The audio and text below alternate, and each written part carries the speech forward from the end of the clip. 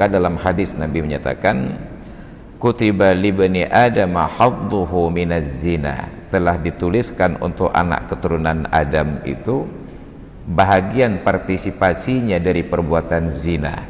Maka dirinci, zina tangan menyentuh, zina mata melihat, zina hidung mencium, zina kaki berjalan ke arahnya, wal farju tusaddiquhu au tukadzibuhu, sedangkan faraj ataupun alat kelamin membenarkan ataupun mendustakan. Maka dalam riwayat ada sahabat Nabi, bahkan asisten pribadi beliau, Anas bin Malik radhiyallahu anhu, setelah Rasulullah wafat, suatu ketika beliau berkunjung ke rumah Utsman bin Affan karena sang khalifah ini dalam keadaan sakit. Dalam perjalanan beliau berpapasan dengan seorang wanita yang tersingkap auratnya, entah muka tidak bercadar, entah betis yang tersingkap. Beliau menoleh, memperhatikan, lupa beristighfar. Sampai di rumah sang khalifah, beliau ketuk pintu, ucapkan salam. Setelah dipersilahkan masuk, ucapan yang pertama keluar dari mulut sang khalifah, ya Anas, ma laka ra'aitu fi wajhika athra zina. Wahai Anas, apa yang terjadi padamu sehingga aku melihat di wajahmu itu ada bekas perbuatan zina?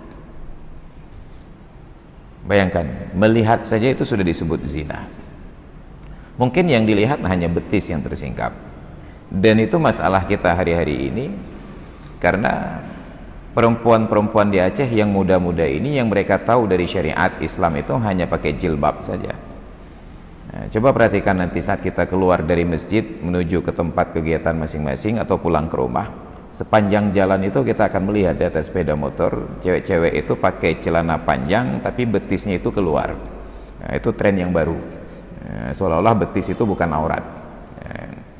Dan itu tidak menjadi perhatian pemerintah, karena pemerintah hanya menangkap yang tidak pakai jilbab saja. Sekarang bahkan yang tidak pakai jilbab pun tidak ditangkap, karena yang ditangkap hanya yang tidak pakai masker saja. Nah, ini menjadi masalah kita. Dan itu dikritik oleh Sayyidina Utsman. Ma laka ra'aitu fi wajhika asra zina. Ada apa denganmu sehingga aku melihat padamu ada bekasan zina? Kaget Anas bin Malik. Beliau bertanya, ya Amirul Mukminin, awahyun ba'dar Rasul. Wahai Tuan Presiden, wahai Amirul Mukminin, adakah Allah masih menurunkan wahyu setelah Rasulullah meninggal? Artinya, dari mana Anda tahu bahwa tadi saya berzina dengan melihat orang perempuan yang terbuka aurat?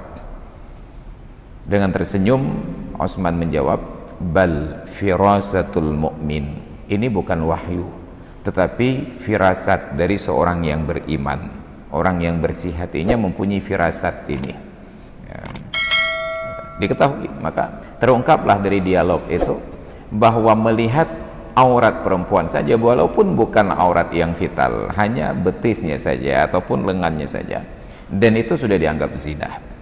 Bersentuhan kulit dengan lawan jenis yang bukan mahram itu sudah dicatat sebagai zina.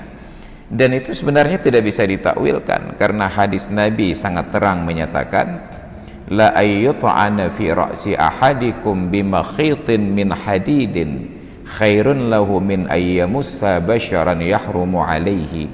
Sungguh kepala salah seorang di antara kalian ditusuk dengan menggunakan sisir dari besi. Bayangkan di tempat pembersihan aki tersebut, servis aki itu ada sisir yang terbuat dari besi, sisir kawat itu. Sungguh kepala salah seorang kalian ditusuk dengan menggunakan sisir dari besi lebih baik baginya daripada ia menyentuh kulit yang diharamkan ke atasnya. Sayangnya tradisi kita di Aceh dan juga di dunia Melayu ini, berjabat tangan laki-laki dan perempuan itu sudah lumrah. Nah, kalau kita tidak bersedia berjabat tangan, maka akan menjadi bahan gunjingan. Kamalim cat lewenya atau syuruga. Ya, itu belum menjadi masalah. Jadi akhirnya terpaksa kita ulurkan tangan untuk menjabat. Padahal itu tidak ada takwil untuk hadis tersebut karena sangat sharih. Tidak ada qarinatun mani'atun min iradatil ma'nal haqiqi. Tidak ada indikasi yang bisa memalingkan makna hadis ini dari memahami dengan makna yang sebenarnya, makna yang denotatif, bukan makna yang konotatif. Jadi benar-benar bersentuhan kulit dengan orang perempuan, laki-laki dan perempuan yang bukan mahram, itu dosa. Tapi bagi kita biasa saja. Nauzubillah. Maka kita bersyukur sebenarnya dengan ada protokol COVID, tidak boleh berjabat tangan katanya. Jadi jabat tangan itu pakai wireless, pakai wifi, ataupun minimal bluetooth karena berdekatan. Ini sebenarnya sangat syar'i, sesuai dengan syariat kita. Tapi kita anggap remeh hal-hal demikian.